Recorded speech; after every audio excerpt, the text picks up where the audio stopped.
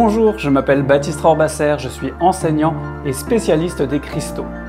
Dans cette vidéo, je vais vous présenter une pierre bleue que j'adore, la calcite bleue.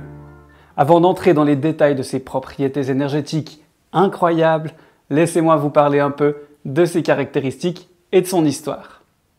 Tout d'abord, la calcite est un des minéraux les plus répandus sur la Terre, de même que le cristal de roche.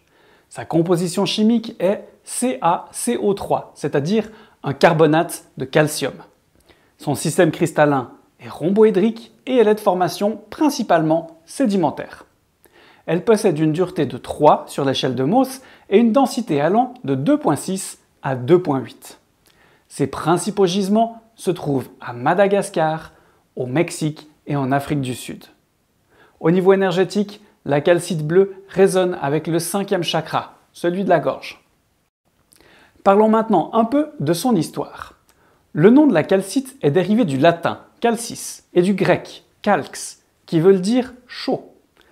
On l'utilisait justement sous forme de chaux pour traiter les affections de la peau, les tumeurs, les verrues et les plaies purulentes. Il existe de nombreuses sortes de calcite dans le monde, aux couleurs variées selon les traces d'inclusion dans les pierres. Calcite rouge, orange, jaune, miel, verte, rose, bleue, calcite optique, bref, il y en a pour tout le monde et pour tous les chakras. Voilà, passons maintenant en revue les propriétés spécifiques de la calcite bleue. Sur le plan physique d'abord, la calcite bleue est très utile pour apaiser toutes sortes d'inflammations. Elle a par exemple merveilleusement fait son œuvre sur mon fils lors d'une fièvre quand il était petit. Elle aide également à soulager les problèmes liés au système respiratoire par son aspect calmant, relaxant, et elle favorise une bonne oxygénation des poumons. On dit également qu'elle favorise un sommeil serein. Elle apaise les tensions physiques et nerveuses. Pour ce qui est de son utilisation au niveau physique, on peut donc la poser localement pour apaiser une inflammation. On peut la tenir en main et prendre le temps de faire quelques longues respirations. Pour le sommeil, une petite pierre sous l'oreiller ou un morceau plus conséquent sur la table de nuit devrait faire l'affaire.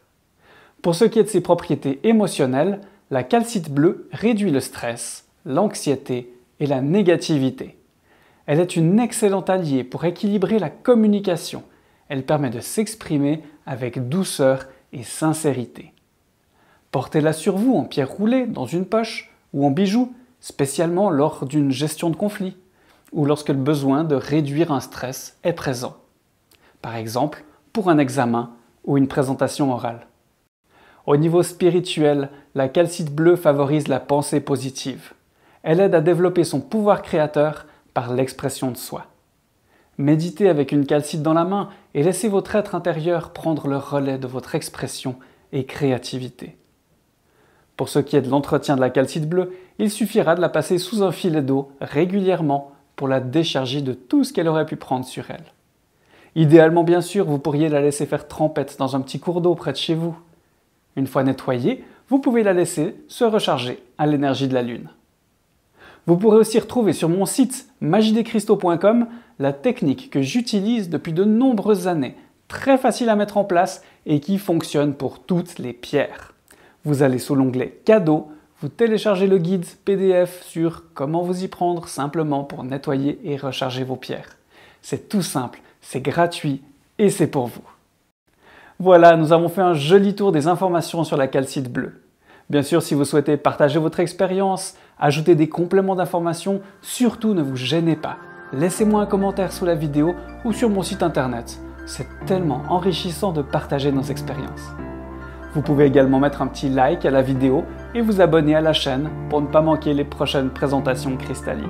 Vous trouverez encore sous la vidéo un lien vers une mini-formation gratuite à la découverte des cristaux ou vers les formations payantes Lithothérapie 1, 2, 3 et Lithothérapie des bases solides.